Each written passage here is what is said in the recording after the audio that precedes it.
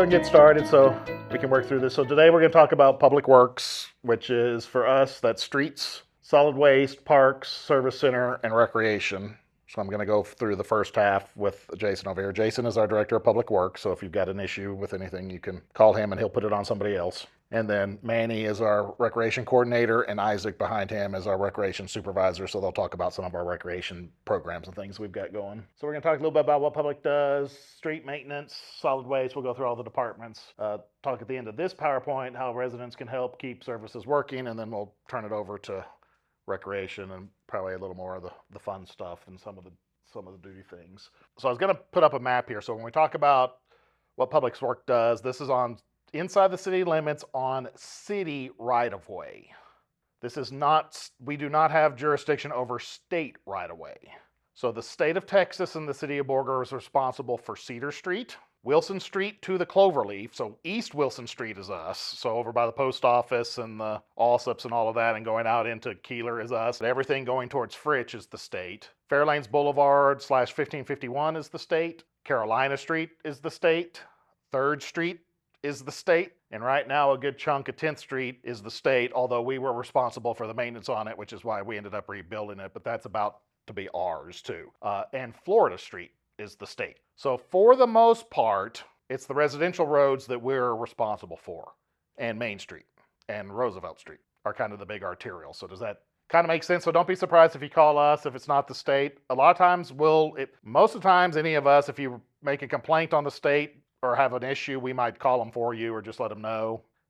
It can be kind of hard to get a hold of the state, but we have to be careful about, luckily we don't have to maintain that because we'd be broke if we had to maintain all those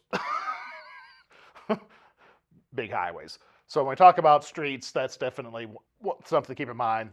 So like we talked about a minute ago, so the Public Works Division is divided into 6 departments, kind of.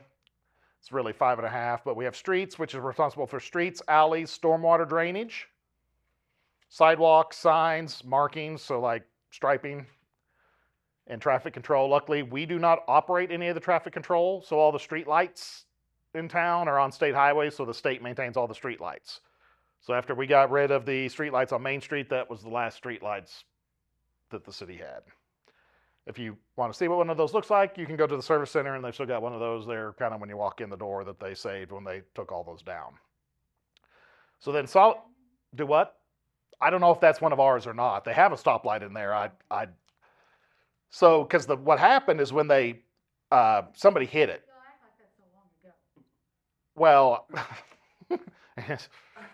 no, actually, I was thinking that was, in my mind, it was sooner than, because I think probably most people think that we haven't had stoplights since like the late 70s or 80s, but it's actually like the 90s. But what happened is a car wreck took it out, and the way that those old streetlights were is they were all linked together.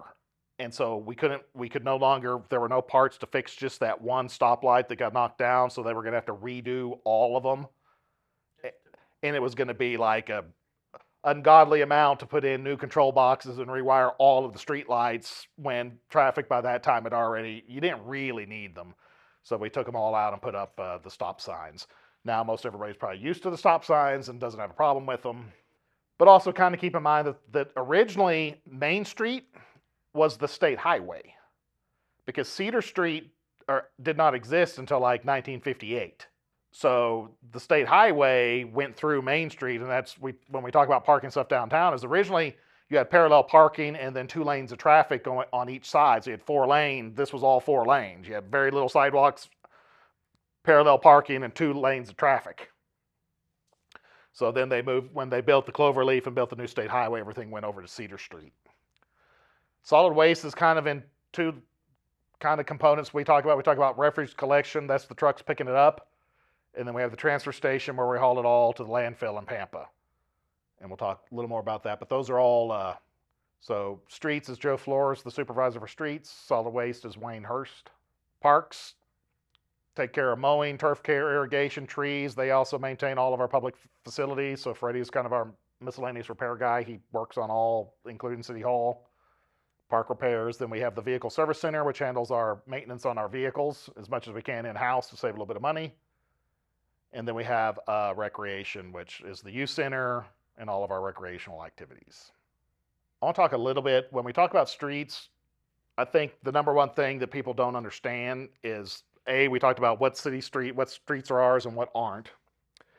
And in some cases, we get streets that aren't really streets because somebody, like the street going to the Dome right there by KFC, is actually not a street. At some point, somebody just decided to make a shortcut, and then after enough people made a shortcut, somebody paved it. No. So it's been a street for a long time, but it was never really a street.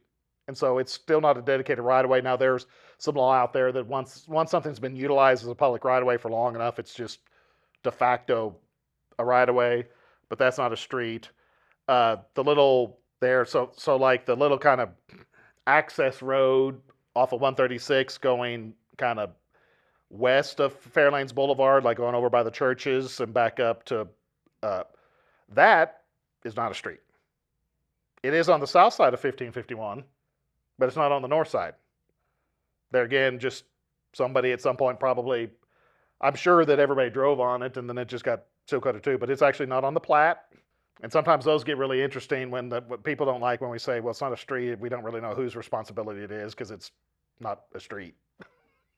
But it is in the state's drainage, and so the state's drainage is the state's problem. But we have been fixing it, but yeah, I mean the likelihood of us doing major repairs to it, probably not. I mean it's not necessarily the main.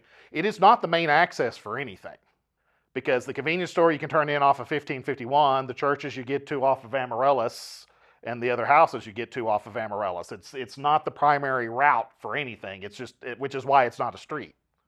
It's just a shortcut because, you know, somewhere you see those cones or those barrels that the state put out on 1551 a little farther down closer to the Dollar General.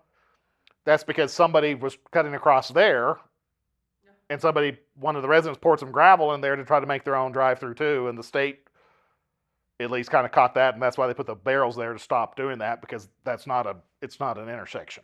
So somebody, instead of, it's amazing how much effort people go.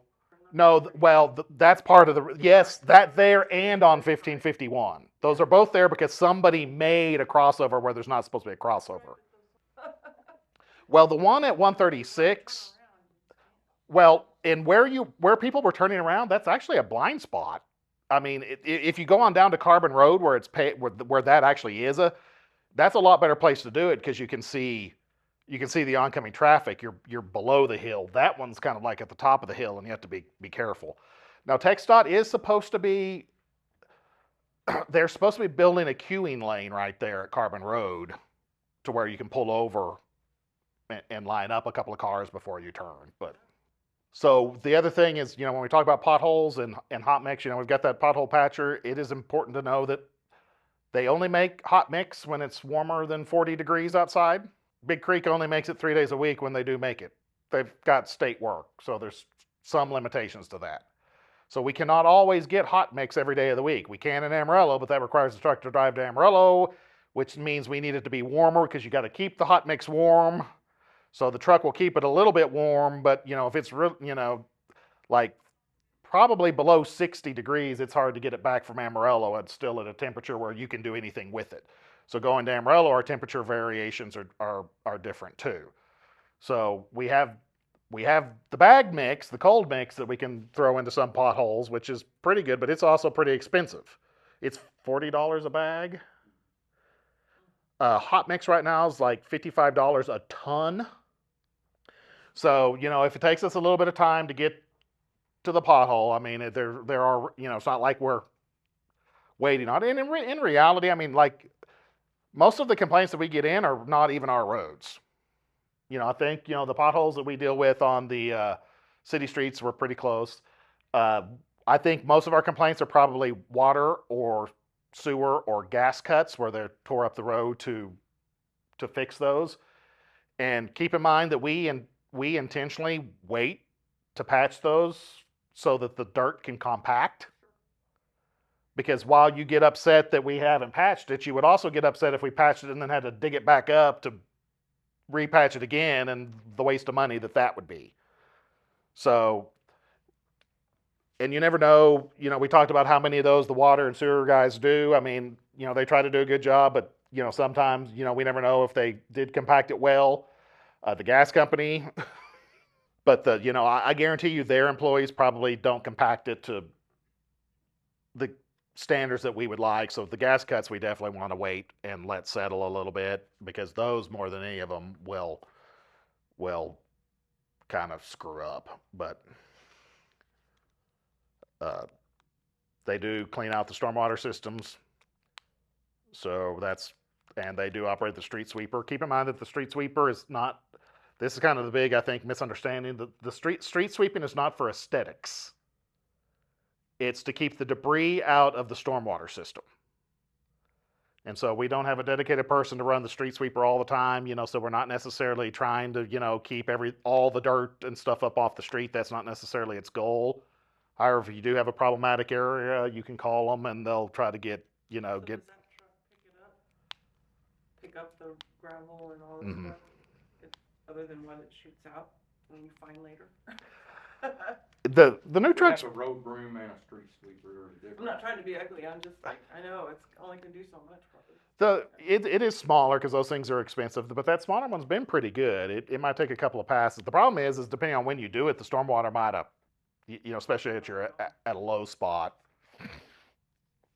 And and when we talked a little bit about that when we were talking about our capital planning, but we do have our seal coat project coming up, and we do chip seal a lot of the roads just because of cost effectiveness. So chip sealing, like we talked about, I think is $3.20 a square yard. Mill and overlay, which is like what everybody would want, where we go and mill the road down and then put all new hot mix on top, is closer to $24 a square yard. So it's 5 or 6 times more per square yard to mill and overlay than it is to chip seal. And so if we chip seal more often, we can save the pavement, and it does a pretty good job, of sealing everything. And we've started switching to the coated rock, which adheres better to the asphalt, so you get less loose rock. And I mean, really, the last 2 years, they've done a really good job. There hasn't been much loose rock at all. I mean, some in a few areas, and if the street, of course, doesn't have a lot of traffic on it to get it compacted. I mean, like, we seal coated Broadmoor 2 years ago, and there's so much traffic on it, it doesn't even look like it's been chip sealed. But the residential streets that we did at the same time still look really nice and dark. So that does it some. We've started testing some of the micro surfacing, which is that's what we did on Roosevelt. That's what we did on Wilson by the railroad tracks. So that's pretty much the only place we tried that last year. So, but it's like an emulsion. The problem with it, though, is it needs some asphalt to bind with. So, like, you can't use it on really bad roads. So to use it on really bad roads, you have to chip seal it first, and then you put the micro surfacing on top of it. So micro surfacing is about $5.20 a square yard. Chip sealing is $3.20. So if you have to do both, that's about $9 a square yard. Still way better than 24, but it does get you that smoother surface. But I don't want anybody to think that we're ever going to be in a position to where we can micro surface every street in town, because it's not going to happen. I mean, at $9 a square yard, it'd take us 25 years to get it all done, and then you'd be falling behind, because you really need to seal or do something every 10 to 12. So we do have, we talked about that in our capital plan, but we do have a pretty big chip seal project coming up this year. So it's going to get all of pretty much everything in Buena Vista that hasn't already been chip sealed. Bulldog Boulevard, Airport Boulevard, and then we're going to micro surface a little bit more too. We're going to micro surface Lakeview because it's the water into the pond. Did in Buena Vista was the chip. Uh-huh. Okay. But it's the coated chip. Some cities that get, yeah. Than what it was. And it helped on all those streets. I mean, it surprised me. The microsurfacing at least is drag, so it fills in some of it smooths it out just a little bit. They've got another. You see much on that pressure paving yet? Yeah, but of course we didn't have a lot of cold weather to test the micro surfacing, but I'm pretty impressed with it especially on Wilson Street, because it's pretty old. Yeah, That's one I would think we would need to rip up, just because of the subgrade. Yeah. Well, the pressure pave is it's like microsurfacing, but they inject it like in pressure. And it's supposed to be able to go in heavily cracked streets where you don't have to do the chip seal before, but you get the finished product looks like microsurfacing, but you didn't have to do the chip seal before. So it's more expensive than microsurface, but it's cheaper than chip sealing and microsurfacing. So I think it's about like $6.50 or $7 a square yard. So that might be something there aren't as many contractors doing that, and like the two that we use don't do that. But that's just kind of a point, we try to look and see what is out there. But we're trying to we'll try to keep microsurfacing the higher traffic streets, because I know that a lot of residential streets would like it because it's just smoother. But I mean, if your traffic count's 5 cars a week, it doesn't make financial sense to give you the more expensive. We do want to maintain the street, but right now the seal coat contractor is planning on being here June 30th and July 1st. So fair warning. And then we'll do microsurfacing a little bit after that.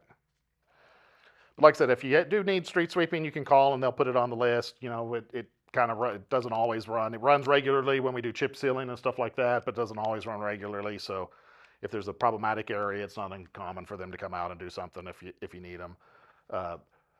You can do that through the request of service on the website, or if you call Public Works 095, it's on your magnet that I gave you at the 5.6. Yeah, I almost said 5.4, and I was like, that's not right. But anything street related, stormwater related. Keep in mind that a lot of people don't know this. The sidewalk is technically your responsibility, and actually city ordinance, city charter gives the city authority to come in and put in or repair your sidewalk and send you a bill. Now, I know that if I do that, I'd be hanging somewhere. So I don't plan on doing that, but technically, that's why when you build a home, the homeowner pours it and puts it in. Our code requires it, and the sidewalk is technically still your responsibility to maintain. We do try to do some of that depending on where it's at, just as a public service. But right now, sidewalks are a lower priority than getting all the streets chip sealed and getting some of our street stuff done. So just the curb is our responsibility. So if you've got like a really chewed up curb that's impacting water flow or something like that, we'll come take care of that. We do try to do some projects with concrete, in those intersections that have a lot of water flow to, so they don't degrade the pavement. It's always funny because most city managers in the Panhandle that I talk to, their big stormwater problem is where to put it. Ours is not where to put it. It's the damage that it does while it's going where it's going really fast. I've seen it pick up and move dumpsters, police cars, and police cars have been flooded by it. That's what's happening if you've tried to go out to the animal shelter lately. 3rd Street is degrading array. That's the stormwater doing that. So that project is out to bid. But it's gonna, still gonna be a little bit. We've got the fix. The fix has been engineered, and we've been trying to get a grant, and we didn't get the grant. So, but it is coming. So don't think we don't know that it's there. We know it's there, but remember it's the city, so nothing happens fast because we got to go through all those procedures. Just some numbers. These might be a little hard to see, but so far this year, the street department's already filled 115 potholes. They've done 315 work orders, installed 81 new or replaced street signs, whether that be a stop sign that's faded or another street sign that need to be replaced. And then you can see we try to repair utility cuts in 5 days, but depending on when we get notified and how that goes, but you can see we're getting a little better about that. Last year, I think the overall year average was less than 10%, so we're doing better than that this year as we try to get that done. But there is a little bit of making sure that sand is and all that stuff is settled. Questions on streets, stormwater? 3,800 dumpsters, give or take. We replace 144 a year and repair another 100-ish, but with new bottoms or something like that. There are about 500 Polycarts on the curbside route and 5 collection routes. Dumpsters are technically designed for rear access alleyways where the garage is in the back and you've got rear access. We don't have that. So really probably almost all of our routes probably should all have Polycarts and should be front side pickup Polycarts, which is, because some of those, I mean, he drives in them. Some of those alleys probably should not be driving in. But most of that, keep in mind that when we started, trash service first started in the alleyways because you used aluminum tin cans and they picked them up by hand.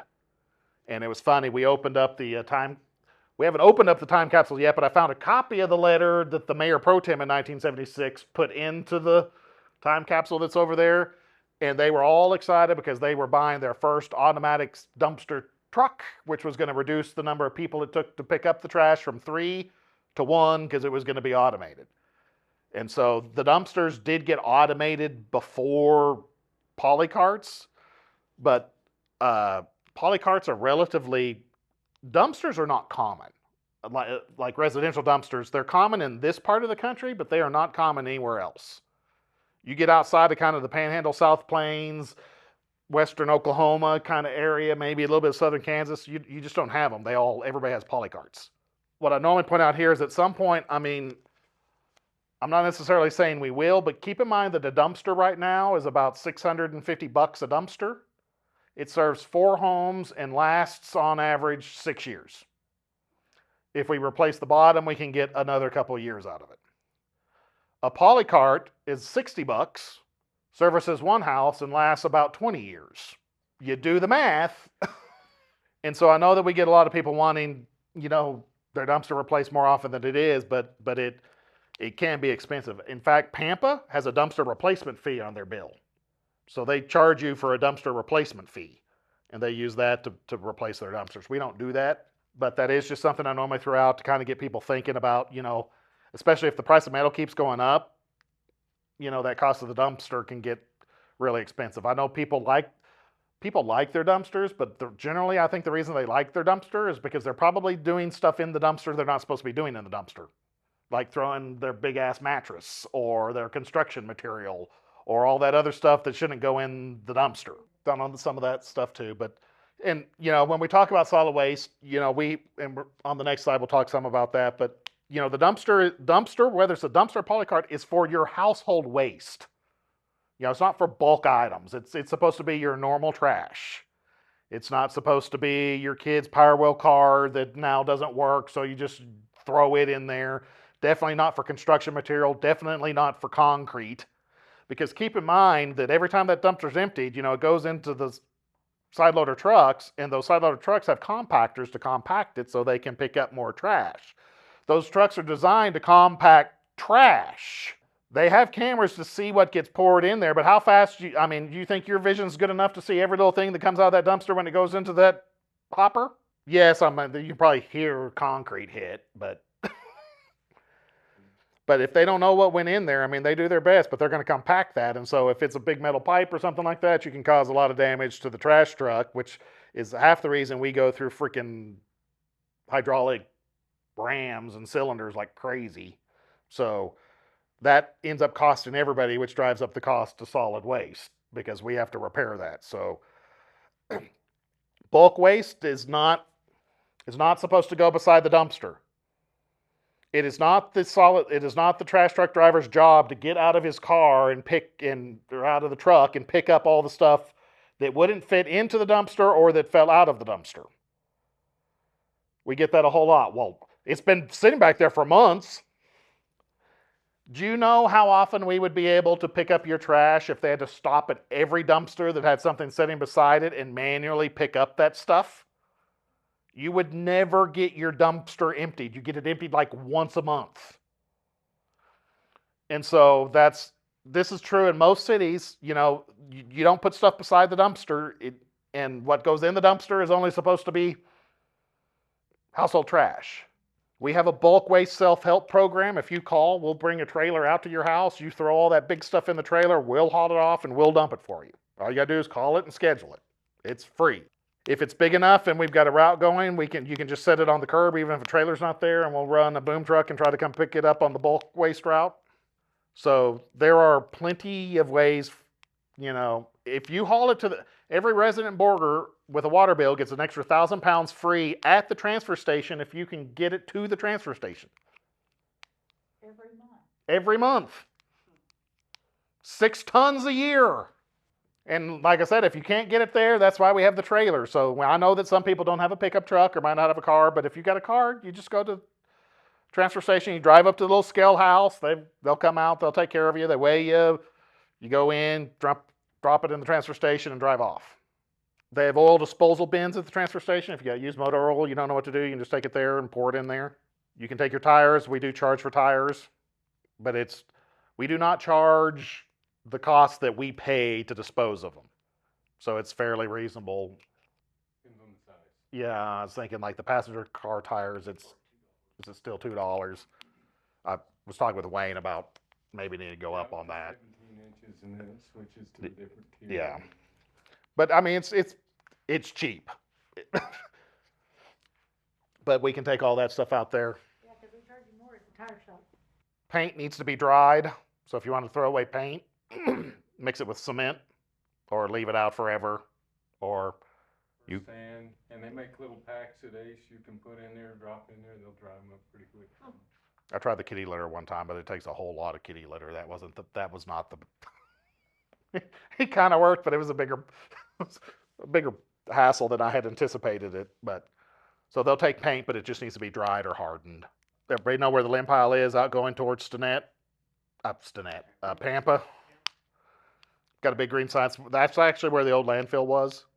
But big limbs, trees like that, you can just take it out there and dispose of it for free. Just a limb pile, just your yard waste. Green dumpsters and green polycarts are for yard waste, right? Green dumpsters were awarded as a grant a long time ago. We have not gotten that grant, so don't expect if you've got a green dumpster, we're not replacing green dumpsters.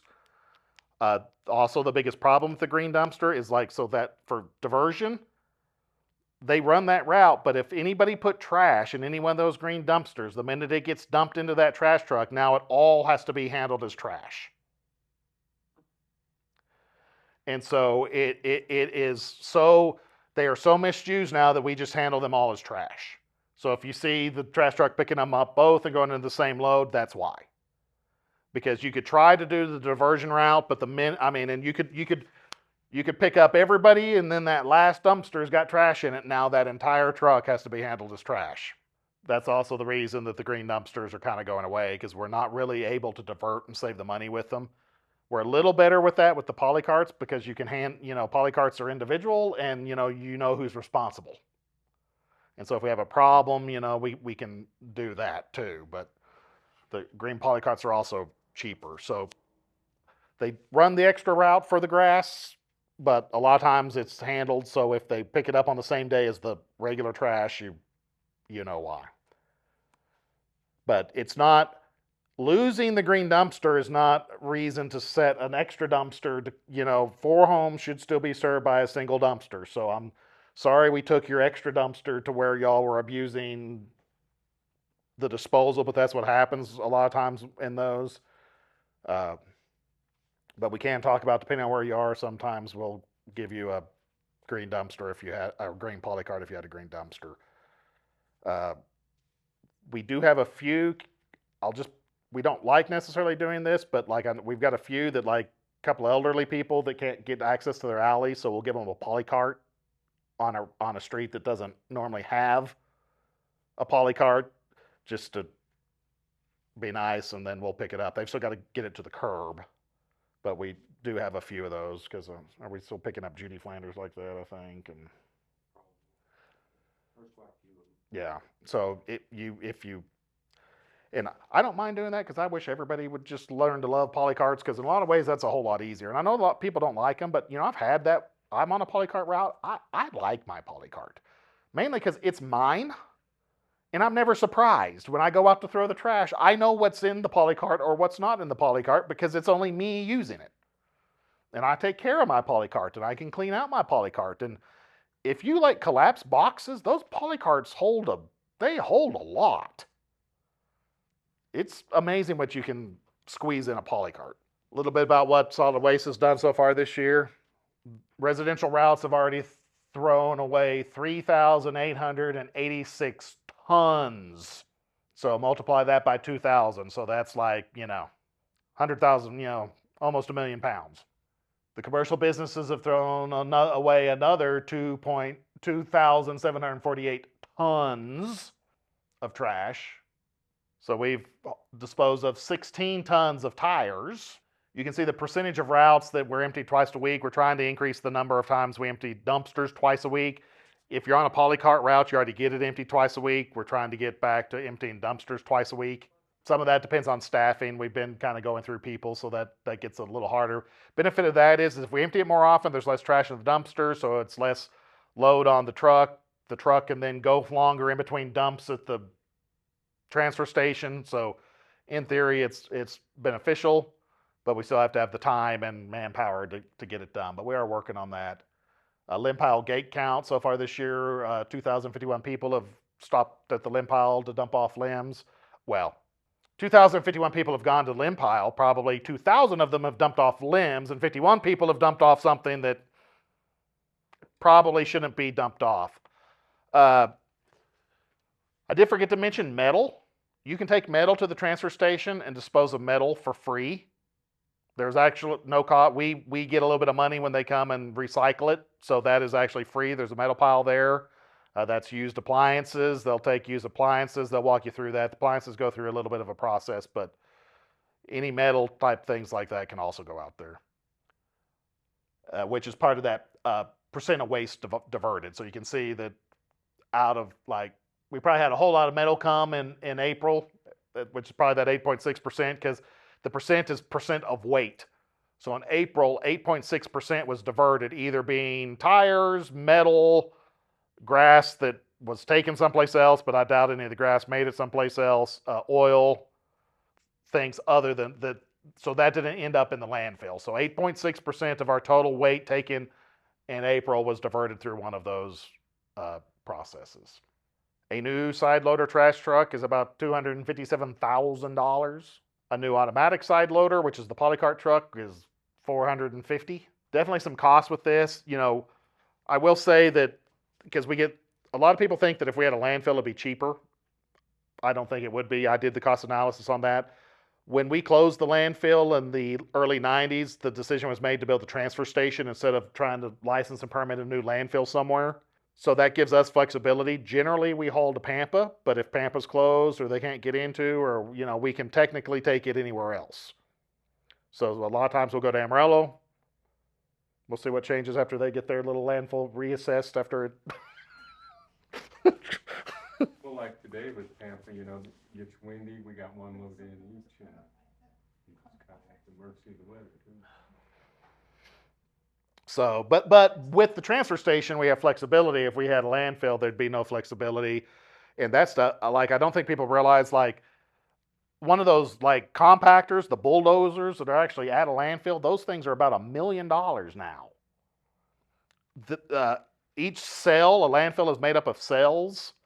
They have to be lined, and they have to be actually engineered and built and lined. It's almost $1 million every time you have to build a cell. Pampa has to build a new cell about every 3 to 4 years. So that's $1 million every 3 to 4 years just in keeping up with the landfill.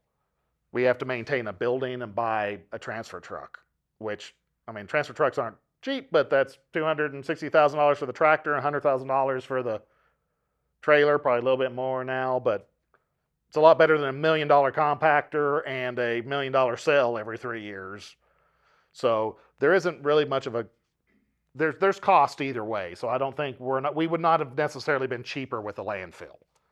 I think people just think that because they think then we don't have to pay disposal fees, but you're paying the disposal fee every time you build $1 million cell. Questions on solid waste. Parks. 26 parks maintained by 8 employees. We planted 57 trees this year so far. Fertilized 44 acres. They've completed 502 work orders, and we've had 100 nights of RV stays at the Huber Park RV Park. We talk about, some of this is keep in mind that we had 26 parks when we were 30,000 people. We have 26 parks now with 12,500. So I know everybody would like every single park to be all new equipment and all up to standards, but, they also don't want to pay their taxes. So how am I supposed to do that if they want me to keep taxes low?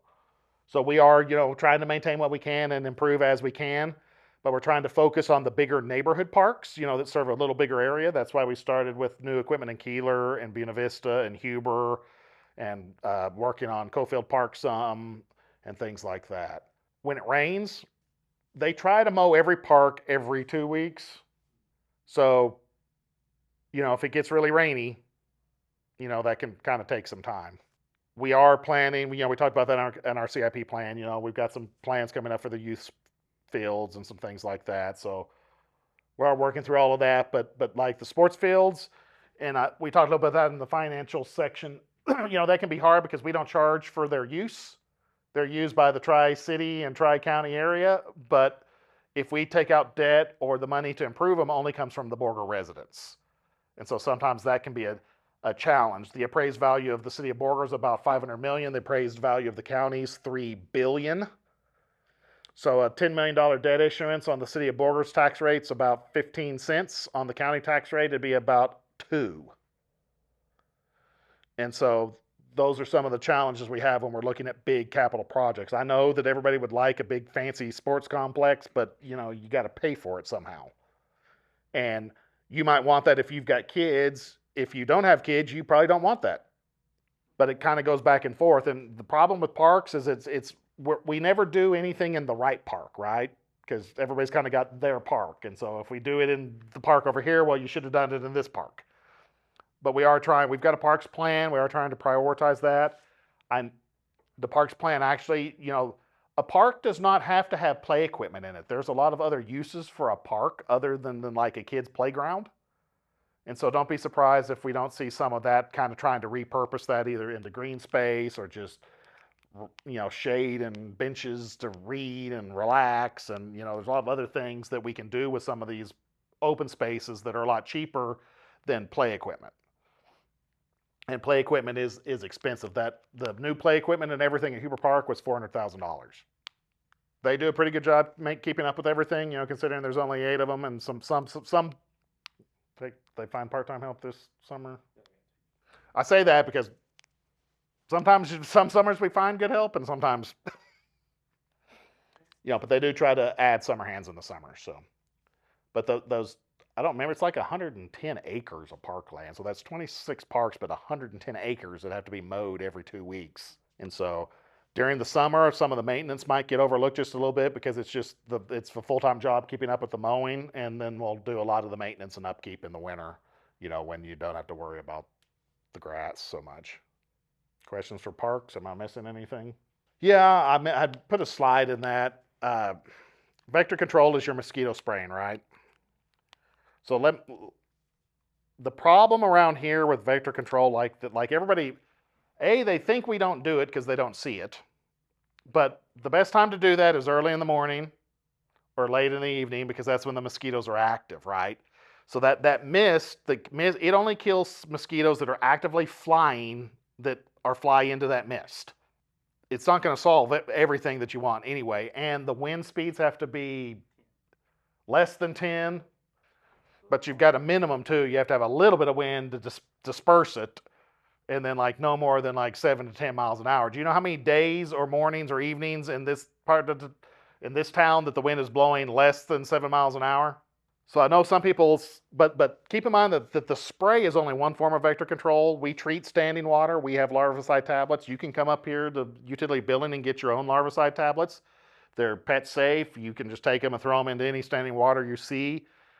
Killing the mosquitoes in the larvae stage in the water is actually the most effective way to reduce mosquito population.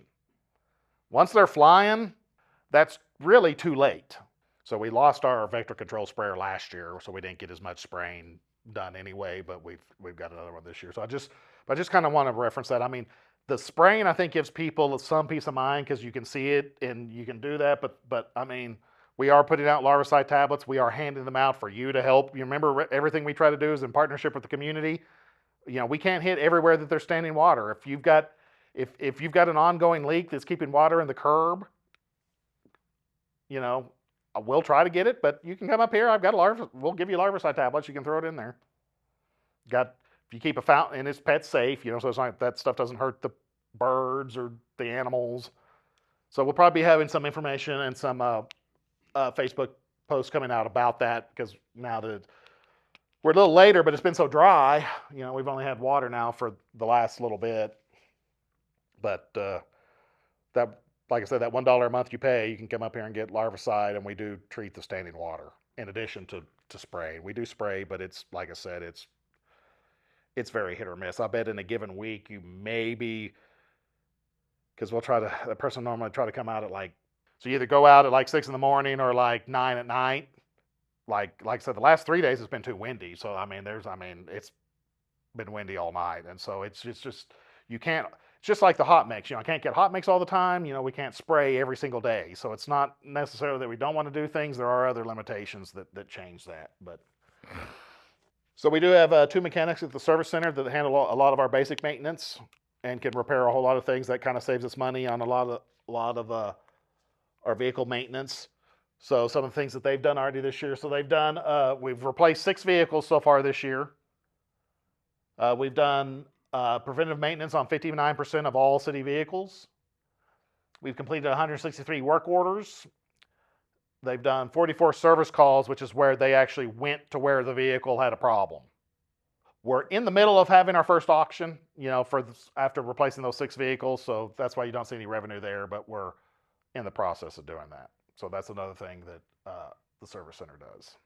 So what can you kind of do in the neighborhood services area? Report potholes, drainage issues, damage signs, and unsafe conditions. Don't be afraid to, you've got the numbers on the magnets. You can go to the website, report it. I know that city employees are supposed to see and know everything, but how many times have you driven by something so many times that you didn't notice that something changed? City employees are like that, too. Just because they drove by it, they may or may not have seen it. But if you report it, we'll get to it. It's that partnership. It's not like it's not some conspiracy. If we miss your dumpster, you can, or it's full, you can actually go on there and request an extra pickup if for some reason your neighbor decided to clean house and filled it all up. You can call, put in the ticket or call, if you get it in early enough. A lot of times we do those same days. If not, it'll be, first thing next morning. It's not uncommon for them to go do an unscheduled pickup somewhere. We do try to do that, but we need to know it. So don't be,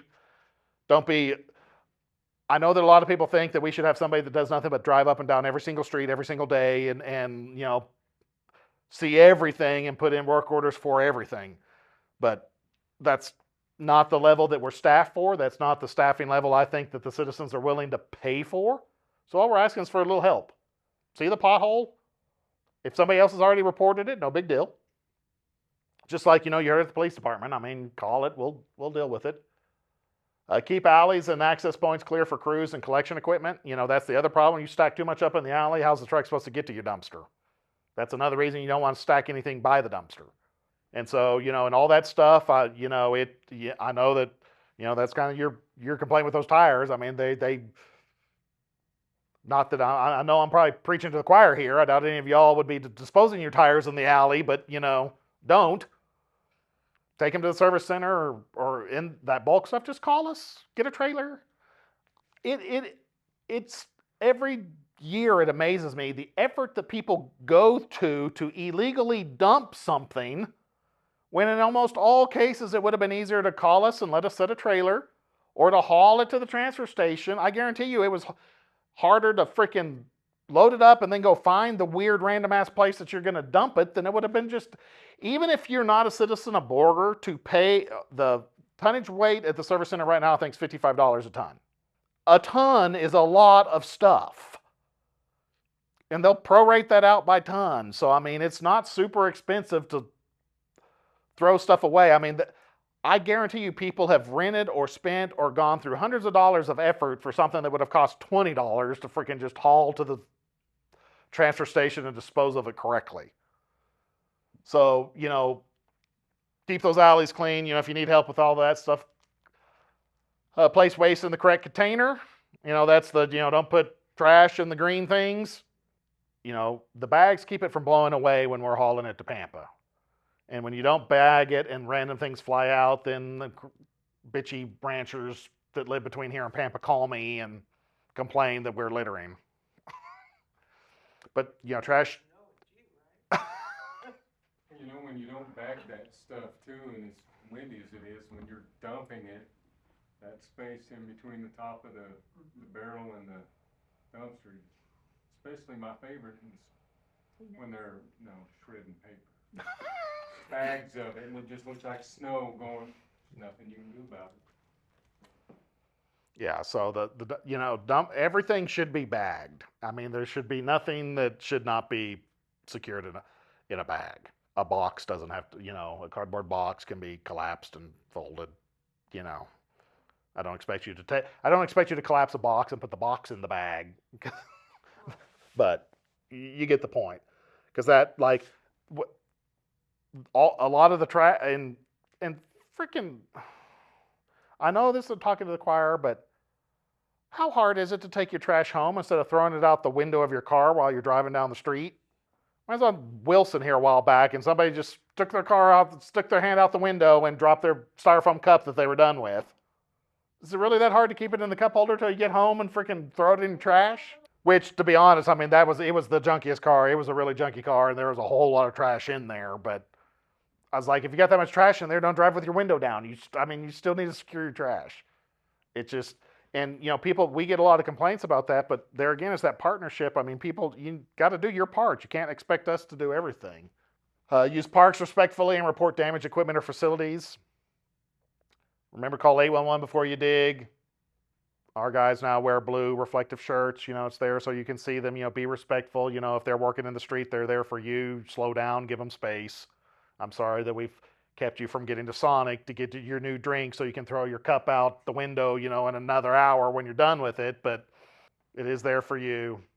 There again, if you've got the sidewalk, sidewalks are not supposed to not be parked on. They're there for pedestrian traffic. If you've got a polycart, try not to keep your polycart on the sidewalk all the time. Questions on that part of Public Works before we get into the more fun, well. The only comment I have is that when you had it over there in Buena Vista at the park, you put two containers out there.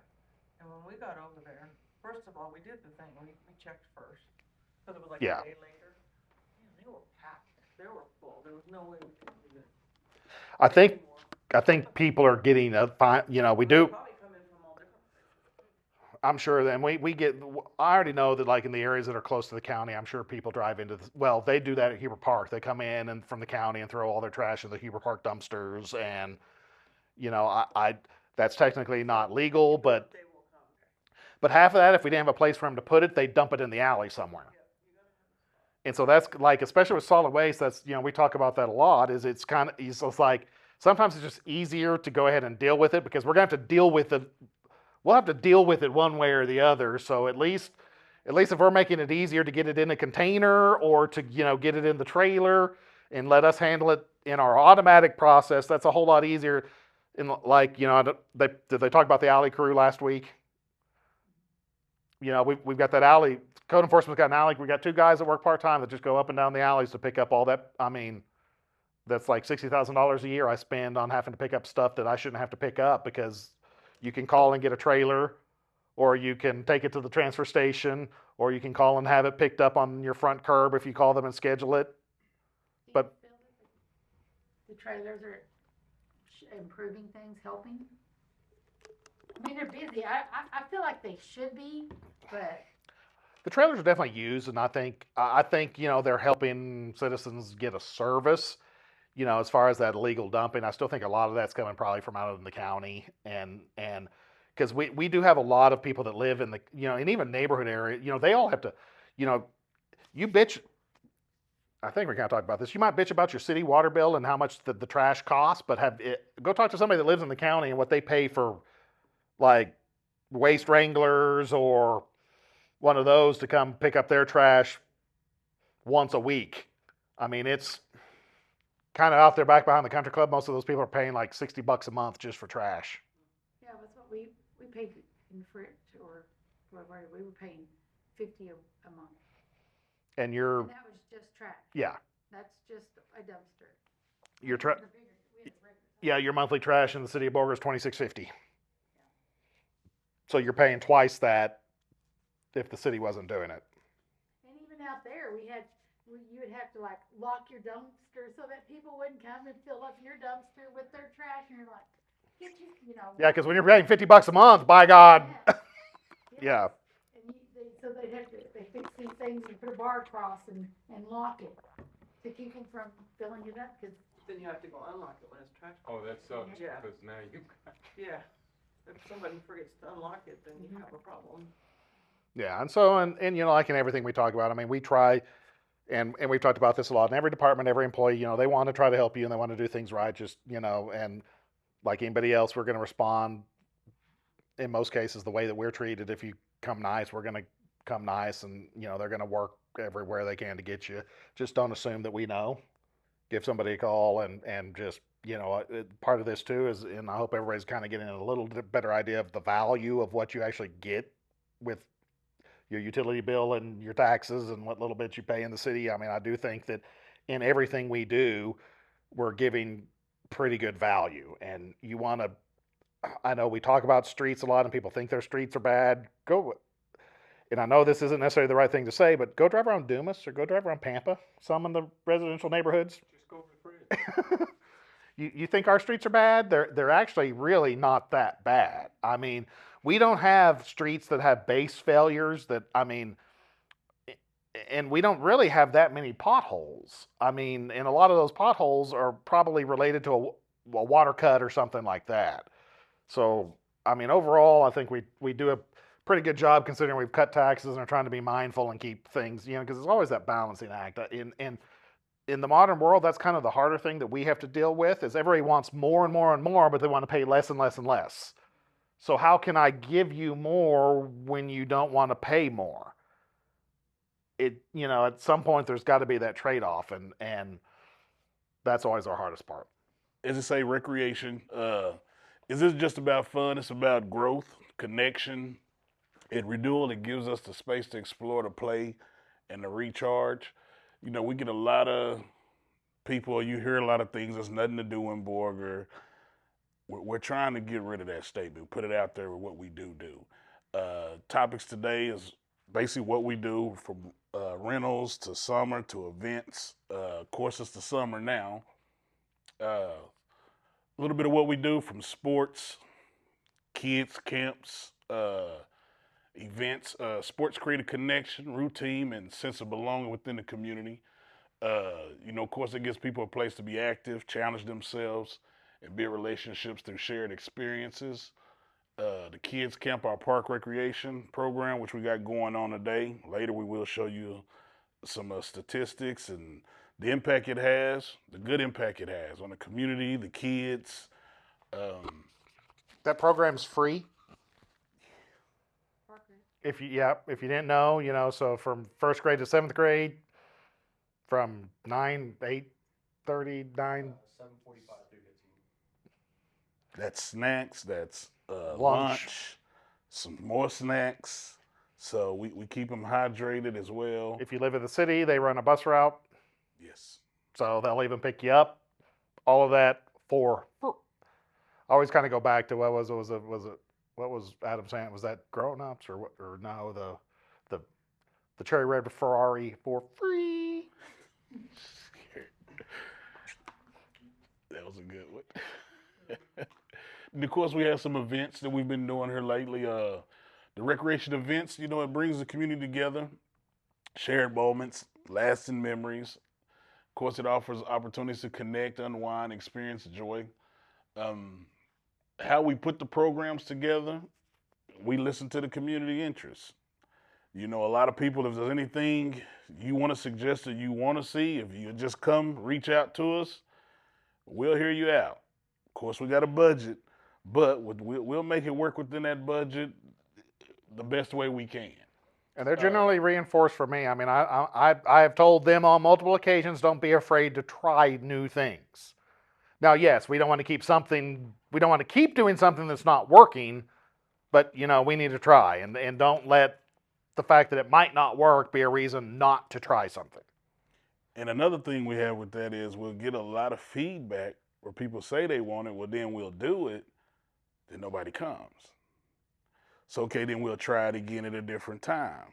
Nobody comes. So then at this point now, it's like, okay, we got to try something different. Then it's sometimes where some things we don't get a buzz on and it's a hit. But I mean, like Garrett said, it's the participation of the community as well. If you want it, we're trying to do it, come out. We're more than happy to do that for you. Of course, we evaluate what works, what doesn't. The collaborations, we always welcome that. Phillips come out a lot, you know, not just them, but the community for donations for the park rec. You know, it helps because you know them kids eat. Because we're still doing once a week some sort of special presentation. Yes. So whether Every that's Friday. like the Phillips engineering team will come out and they've got like cool little workstations to help teach, educate the kids about engineering and STEM education. They're pretty good at that. Every now and then I'll see what's on Well, Wednesday. Wednesday It's on Wednesday. is the My baby said kids go, so I wanna make sure. They try to tell me I don't wanna go on this day. I'm like, no, they do this, so y'all go on that day. so Mondays they come up to the facility, enjoy the facility. Tuesdays and Thursdays are swim days out there. Wednesdays they go to the park, but then sometimes that's usually when Phillips will come because that's usually the only time they can. Then on Fridays we always do a special event for them, which we have the Discovery Center coming out this year 4 times on them Fridays. Actually, this Friday we're doing tomorrow Critters Live, so they do a little kaboom thing, science thing. So it's always something for them. So I know that because some of that's replacing where they used to go to the movie theater and the skating rink. You don't do that anymore, but they've got some. Doing all that stuff at the youth center. Do what? Well, most of they meet at Huber Park, and so then we bus them depending on where they need to go. So everybody pick up and drop off is at Huber Park, and then they do spend a lot of time at the youth center, whether that be on the Monday or the swim days, and then the special events just depends on what the program needs on where that happens. And we feed them snacks within that. Then lunch is at 11:45. We bus them over to the school. Then at 2:15, we bus them back at the school to get a snack as well, which we're still giving them snacks throughout the whole day as well. So they're always hydrated. Because part of that's the school gets that through the Texas Department of Agriculture Summer Feeding Grant Program. So the school does the food, and so that's at least covered. But that program runs out normally a week before our program ends, so then we feed them lunch that last week. This year is 2 weeks. Yeah. Do you remember when they started Park Rec? June 1st. Oh, no. Like what? It's. What year? Because I went. I remember going because I have never heard. Mrs. Spino was my Park Rec. Our in University, she came out there. She was our. Yeah, because they used to go to they had it in the neighborhood park, and everybody went to the neighborhood park. And I have not talked to anybody that's lived here that has when it hasn't been around. So I mean, it's been around for. It didn't always have the transportation and quite as organized as it was now. It was more, and that was pretty common, I think, in most cities to have like just activities in your park, and you just had like one person that did things in your park. But between the staff, and all the staff, that does that, they go through first aid and CPR training. It's and the fuel for the bus and all that stuff. I mean, I don't cost it out, but I mean that program's every bit $150,000 a year in the city's budget just to provide that program for 8 weeks. And I'm not saying that's necessarily bad. I mean, I think it's a very good program, and everybody's committed to it. I think there are a lot of those kids that would not be eating if it wasn't for that program. Yeah, and it provides jobs for a lot of kids too, as people don't realize. Because we staff probably 56. And off the game, except for the phones that they're playing because they're looking. Oh, such and such let me play on their phone, and I was like, leave the phones alone. You're not supposed to have no screen time. Get out there and go play. Well, that is, and like the other part, I mean, it is important to me that for a lot of kids in this community, we're also their first employer, whether it be through Park Rec or at the Youth Center for Lifeguards, and giving them a good experience. And I'm not saying we're it's a city. They've got to go through the process. They learn a whole lot about employment and filling out an application, and we try to make that practically a job training experience too. So I mean, I think when you talk to kids that have gone off or come back, or even that are here, I think you'd be surprised the number of kids that their first job was for the city of Borger. Well, Shelby, that talked to y'all last week, the permit technician with planning and development, she started, I don't know if she's a lifeguard or park rec aide, but then she went regular. Which now I joke when I see a kid that I don't know what he's doing. I'm like, so you dealing with kids or you dealing with water? Also, too, people don't realize the facility is open year round. And, you know, even like for the swimmer, we swimming for the summer, a lot of people don't realize you pay $3 admission. That's still the swimming pool, that's the gym, and that's the, we have gaming stations in the youth center. So it's a lot more out there than what people realize. Also, too, we deal with the rentals for a couple of places. We do Cofield, the Huber Gazebo, Cofield Gazebo, gym, and the youth center. Of course, for Cofield, the prices, $250 security deposit. That's $175 a day, or $20 an hour. In which that you sit up to 150 people. It's well maintained. That comes with the stoves, the refrigerator, the tables, and the chairs. So a lot of people don't know that as well. It's definitely the most cost-effective facility. You know, its prices dropped just a little bit after we opened the dome. You know, the dome you have to add some add-ons and stuff, but I mean, they are not the same. And so, of course, this one is a little more size limitations, but it got new tile flooring a couple years ago. We replaced all the tables and chairs not too long ago. I mean, it's definitely a nice facility. Pretty nice. That's the first thing people say when they walk in, like, I didn't realize this was this nice. I hear that just about every time we Yeah. walk through. Looking at it from the outside does not do justice for what's on the inside. And I don't know why we picked yellow. That was, which is funny because Wanda Klaus had her hands on all that stuff, and of course, I think she tried to pick like she had like those yellow flowers in the downtown park, and so I think she was trying to go with that. But that's really, to me, that's what makes it look. The color of it makes it look less appealing than what it really is. But For the gazebos, it's just a filing fee, which that's just so you basically reserve if someone is there. If you got it, they do have to move. Gym, just to show you, that rental is very cheap as well. People don't realize $15 for an hour and a half.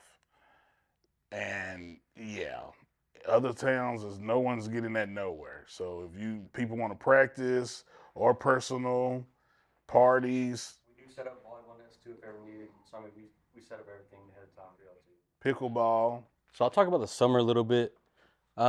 We stay busy around, but this is kind of where we kind of start earning our money, I guess. If that's fair to say. Spending the money too. So a couple things, 3 things I really want to talk about. It's kind of the pool, the park rec program, and kind of some of our summer activities that we do. With the new pool renovations, we're able to get a lot more out of that. We're opening about 4 weeks earlier, and that's just kind of doing lap swims or toddler times or private parties we tried this year. Also, the park rec program. I believe, and I think Manny does too, that gives kids somewhere with struggling families something to do for the summer. It's a structured program. From the time they get there to the time they leave, they're always busy doing something or active in something. And then in the last couple of years, we started doing activities, whether that be glow swims. We do JPYC Unplugged, just kind of a live music event. We do movie nights. We do meditation swims. Which there is a movie night tomorrow. There's a movie night tomorrow. maybe Weather permitting. Weather depending. And if you guys haven't seen that movie screen, it's pretty cool. It's a really big movie screen. It's inflatable. And we pop that up and kind of let y'all float and watch a movie. Some of our summer stats right here, I think these are all really impressive numbers. 8,583, that's how many people swim. That's not how many people walk through the door. So we only charge you if you swim. If you're just kind of a grandparent or a parent watching a kid, we don't charge you for that. So last year we made 64 saves. That's 64 times the lifeguard had jump in the water, which is actually down from last year when we did the pool renovations. The previous year we were like at 97, I think. So this new pool is a safer pool to swim in, and it's putting our lifeguards in less risky chances to jump in and get hurt. Last year we did 24 training hours, which is quite a bit for only being open for about 10 to 12 weeks. In which too, we also train our lifeguards as well. Yeah, so me and Manny are NASCO certified to train our lifeguards. We're also CPO certified too. So we do all the handling of the chemical and stuff like that. The most saves we made in one day was 5, and that went down from the previous year. I think it was 16 saves we made in one day. And that was a park rec day where a bunch of those kids think they're braver than they actually can swim. So again, I think this new pool is a lot safer. It protects our lifeguards too, which is a big thing for me. A lot of that is because, we did take out the deep end, and, there was some discussion on that. I know there's been a little bit of feedback in that, but the deep end of the pool, it was a lot of square footage that was minimally used because to safely use the diving board, one person at a time, you got to be away. And then with all the dirt that would blow in, if you can't see the bottom, they'd have to close the deep end. So probably 20% of the I'd time. say about a third of the pool was closed about 20% of the time. So, And so also by taking out that deep end, we reduced 40% of the water volume. So we now have the same surface area, but 40% less water, which means it's cheaper to heat, it's cheaper to circulate, it's cheaper to treat, and it's cheaper to maintain. And now we have that whole area that's usable, not by one person or two people in there. So you've got an area for activities, whether that be pool volleyball or more people laying when they're doing the meditation and all of that stuff. And so and when it is busy, you're not as packed because you're not all in that one little standing area because you can't be in the deep end. And you don't have that area of the pool that was there's so much of it where it slopes so quick to the deep end that was unusable.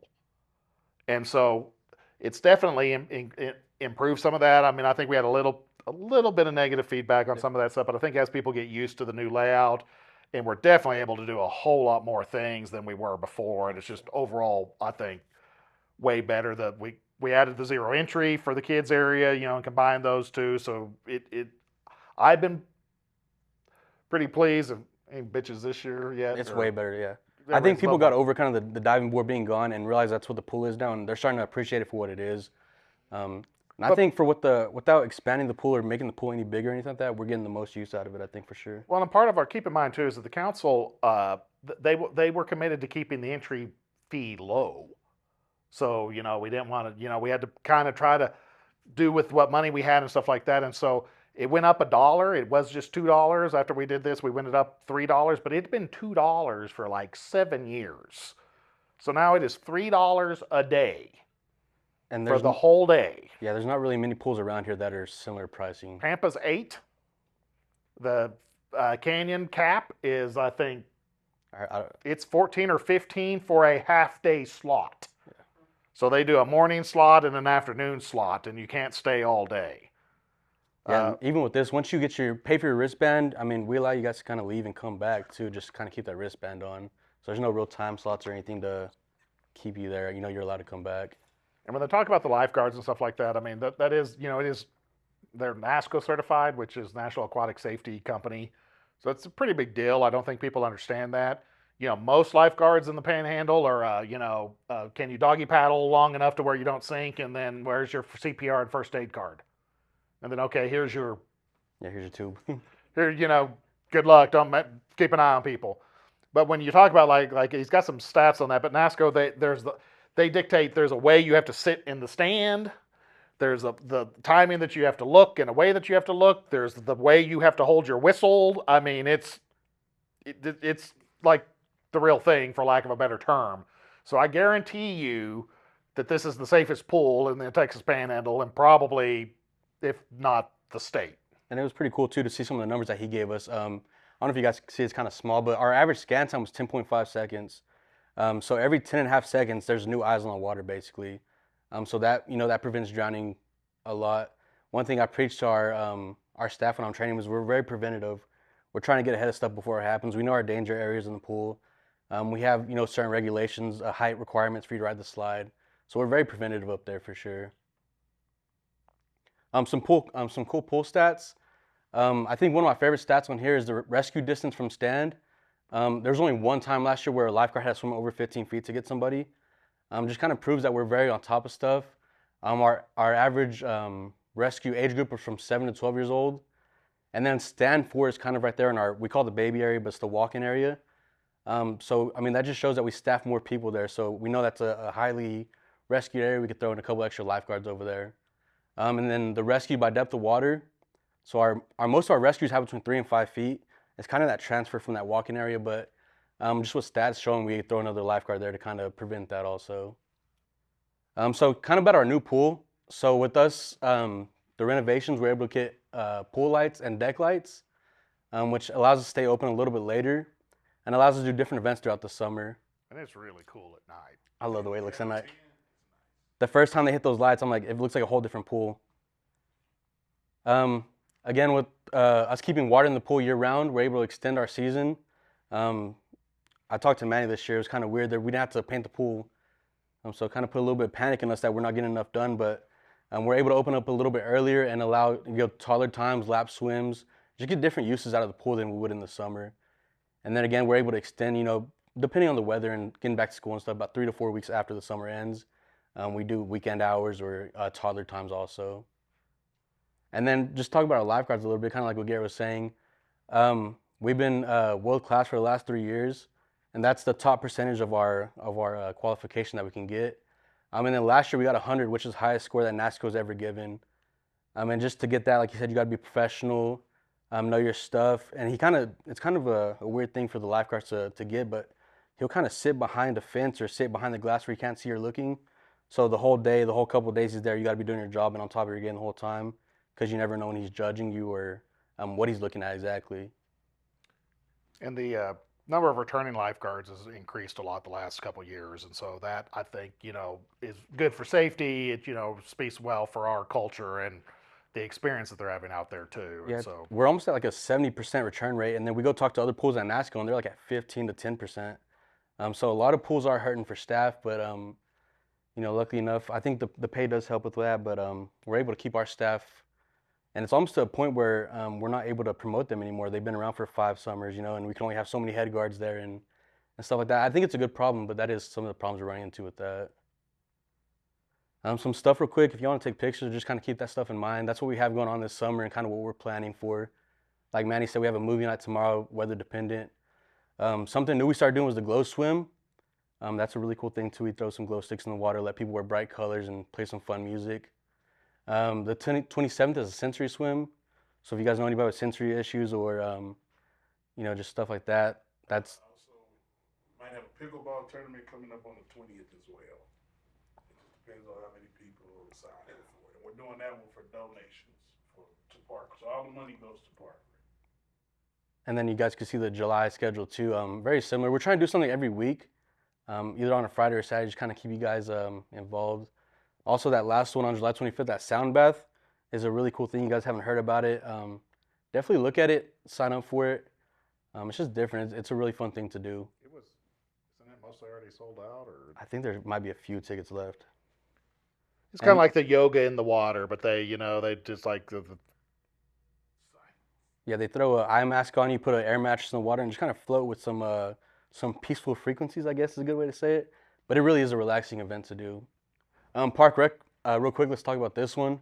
One of the numbers I'm the most proud of is the meals fed, and that's 4,214 meals that we were able to feed last summer. Our highest daily attendance is 153. Our average daily attendance is about 111. That's really closer to 120. And the total kids we had to register is 312. And the reason those numbers look so different, some kids will only come for 1 day a week at Park Rec. So there's no minimum requirement you had to go. And there's just some different things we do. We had the water fight with the police department and the fire department. You see a picture of our staff and just kind of engaging with the kids and playing with them. Again, some of the 3 things that I really enjoy about the program and that we push for the program is the meals. Some of these kids may miss a meal, and some of these kids might not miss a meal, but just knowing that we're able to feed and kind of help them. I know it's been a few years, but I had a kid come to me and tell me he hasn't eaten since last Friday, and this was on a Monday. He told me he hasn't eaten since last Friday at Park Rec, so we're able to kind of set some stuff up and get him some resources and because they're a and pretty kinda good help out with that. portion. They rely on the school for food, and then so when school's out, and it's there are a lot of those. Some of those are just disengaged parents. You've got a lot of those that just don't care. You've got some that do have money issues, but there's a whole lot of different reasons that happens. But it's especially when Snack Pack for Kids doesn't really kind of carry into some of that stuff. It helps them on the weekends during the school year, but it slows down in the summer. So this is that gap that we can fill for that. And we have talked about way early on in our financial stats, that we're below the state average on median household income, although our average weekly wage is high because a lot of our higher wage workers don't live here, which leaves us with a bigger portion of the lower income bracket that we do try to, help where we can. And so I think this is a good, the school lets us use the school buses for this program, and then they get the grant and help feed the kids for the summer. But yeah, they keep uh, it. The state program used to fund all 8 weeks of this, and then it went down to 7 weeks 2 years ago, and now I guess it's down to 6 weeks. So I think that was just like a one-off training year, but yeah, I guess our staff doesn't realize how much they do until we show them the numbers. And every year when I show them that, the 4,214, their eyes kind of light up, and they feel good about their work and kind of what they help contribute to. And all the kids that go to Park Rec are low income. There's, it's a mixture of everybody. Point number 2, I think another thing too that's really important about this program is we're able to kind of introduce them to new stuff, whether that's arts and crafts or sports, or we have a group come and play guitar, just kind of musical interest, stuff like that. We staff, all kinds of people, the athletes. Sometimes it's the, soccer players, the varsity soccer player, varsity football player. Yeah, we got nurses up there. So those are like the cool kids, to the little kids. They look up to these people. So you drive by the park, and Monday through Friday, around 1 o'clock, you'll kind of see the aides out there running around with the kids, playing football, playing soccer, painting nails, just kind of being somebody to talk to for the kids, and just kind of forget about home for a little bit. And that third point is the employment. Kind of like they talked about earlier, where a lot of these people's first job, and a majority of these people want to go out and work with kids, whether that be teachers, coaches. I think this year we got 2 people that want to be social workers when they graduate. So I think it's a good stepping stone for their career. It kind of makes them, you got to really want a job with kids to want to work with kids. It's a tough job, but it opens their eyes and makes sure that is what they want to do when they get older and pursue their career. which every summer I'm reminded why I'm not a school district administrator. So the last thing I'll talk about, a couple more slides, nothing too crazy. Just some events that we do over the summer. Kind of like Manny said, people often say there's not a lot to do, but we are throwing events, we are doing stuff, and they do have pretty good turnouts. So I think it's one of those things, once you kind of get involved, you'll know that the next thing's coming too. So if you haven't shown up yet, just show up to one of them, and you'll find yourself liking it and looking for the next one. And that first picture right there, that's us doing the glow swim. The second slide's our moving out that we talked about. You kind of see that big screen towards the other end of the picture. Number 3 is a meditation swim, kind of those air masters and the eye masks that we talked about. And then number 4 is the JPYC Unplugged. It's a local artist we have up here. I'm just playing music, good time, kind of help the vibe a little bit. And well, that is kind of the frustrating thing to me, because though there's nothing for the kids to do in this town, or there's nothing for anybody to do in this town, and there's actually a lot. Yeah. But a lot of the parents that are saying that, their kids don't want to do any of this. And so we can't have everything for every kid. And sometimes, and there again, we talked about this with communication, and the last day when we talk with engagement communication, remember, they got to be willing to know what's going on. 100%. And they've got to be willing to do it. We've tried all sorts of things that everybody said they wanted, and then nobody showed up to. Yeah. And that's kind of the frustrating part about our job too. I don't know, maybe Matt takes it frustrating too, but you'll spend a couple weeks planning something, you get everything going, you think you have all your ducks in a row, and then we've had times where nobody shows up to stuff. And so it's kind of one of those things like, are we doing the right thing? How do we regroup, or how do we revisit something, I guess? What helped me out with that one, we go to traps every year too. Thank you, Eric. Open eyes up to stuff other cities are doing. But in the city where they was putting on events to say 15 people showed up, and that was a success. So yeah, they were happy with each other, like, I think we're doing all right. They were happy with 15 people showing up, and those are the big cities with 200,000, 500,000 people. So it's not always a bad thing when you only have a couple, 2 or 3 people show up to things. And Deidre's really good about putting almost all this stuff out on all of our social media. It's on visitborger.com. So if you go to visitborger.com, the community calendar's there. So that stuff's there. And if you really look at that, there is something going on almost every week. And even this weekend coming up, you've got the movie night tomorrow night at the pool. Saturday's the second Saturday of cruise down Main Street and all that stuff going on. There's something else going on tomorrow. There's lots of stuff going on if you want to be involved and you want to get out. Now, there are plenty of people that want to be under a rock, and that's perfectly fine too. But if you want to be under a rock, don't say there's nothing to do. And then the way we schedule our summer thing, it's almost every Friday or Saturday there's something going on, whether it be a glow swim or so there's always something to do. I think one thing that we've learned too is that the kids don't always love to be supervised. So that kind of prevents kids from coming out too. So mean, there's not really much we could do about that part, but Yeah, they don't want to come there because they don't want to be told what to do. They want to run free and do whatever they want to do. And so, I mean, because we put in those gaming consoles a while. Everybody's bitching about having nothing to do. We put in those, you know, and that, you know, gives a little bit of difference, but still doesn't attract just a whole lot of people because they don't want to. They want attention. So here's some of the events we do throughout the year, not just summer. We do a Power Wheels race. We kind of collaborate with Nicole and Deidre a lot too. So we're kind of spinning off their things or they're spinning off our things. We do a Power Wheels race. That's kind of it's a fun thing to do. It's growing every year. We do a trunk or treat, which is also growing quite a bit. Well, that Power Wheel. Man, there are some parents that are Yeah. freaking. I did not know that you could customize Power Wheels to the degree that you can customize Power Wheels. I saw one with a lift kit on it. I didn't know that was possible. Yeah, so we do movie nights, whether that be at the pool. We also do movie nights in the park, kind of in the fall or in the spring in those months. We have a kickball league that we host. We also do pickleball tournaments. We host basketball tournaments, the glow swims, the toddler time, and the meditation swim. Like I said, these are just some of our key stuff, our key events we do. We do quite a bit more throughout the year also. And this is kind of my last slide I have right here. I have one more, I think, after this. These are things that I would suggest you guys try. The Halloween Carnival, that's something that, you know, we kind of started as not a joke, but we didn't think it'd be as big as it was. And every year it's just grown and, you know, more people participate and want to get involved with that. And so with this Halloween Carnival, we do a lot, but that also comes through volunteer work too.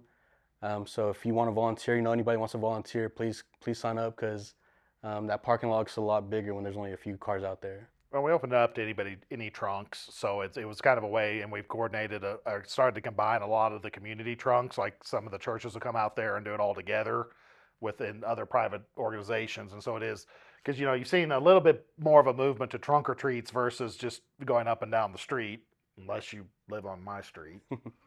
And I will say too, the fire department every year has a really cool setup over there. Live on my street. I know. Oh, Broadmoor.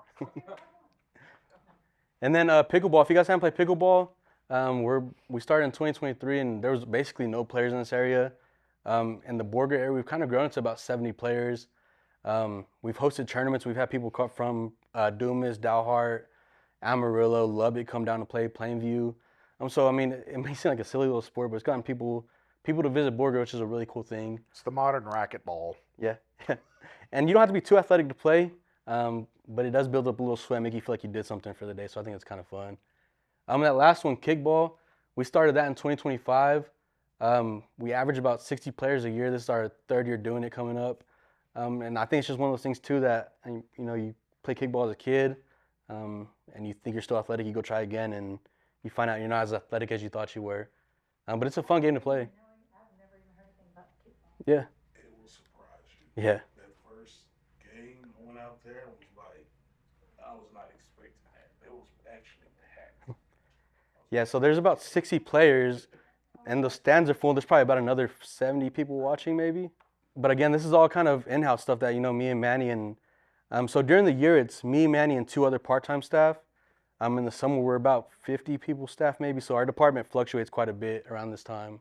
And for the last slide for you guys, so a couple of things that we're going to try this year. So we are taking over the Youth Advisory Council. Deidre's done that in the past. She's handed that over to us. So I think that'll kind of help us kind of get a better voice of the youth. You know, what exactly are they trying to do? Me and Manny have tried, but sometimes, you know, the kids know what they want to do, so we'll let them speak for the youth, which makes sense.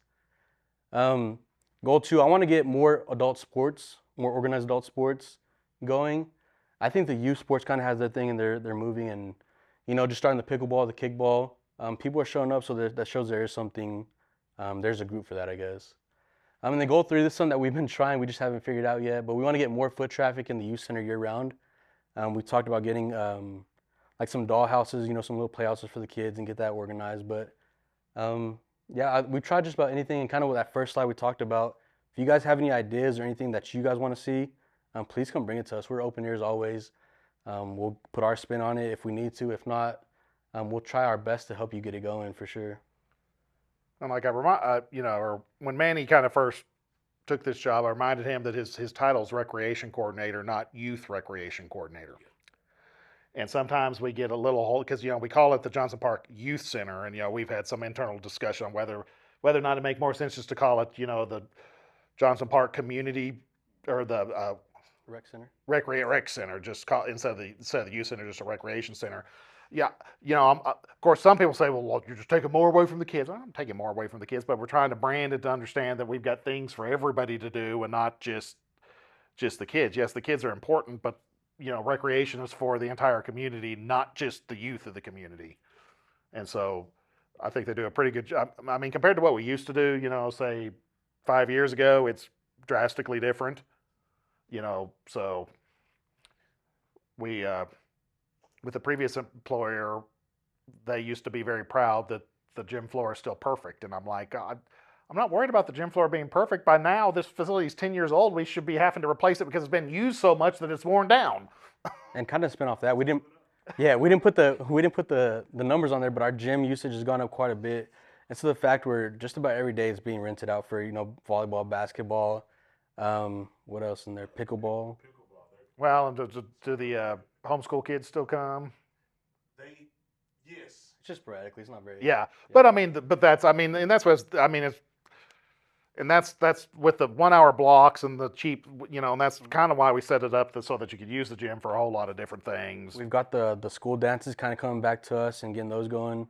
They did a school dance kind of end of the year, and there was almost 130 kids there, which is a big school dance. Yeah.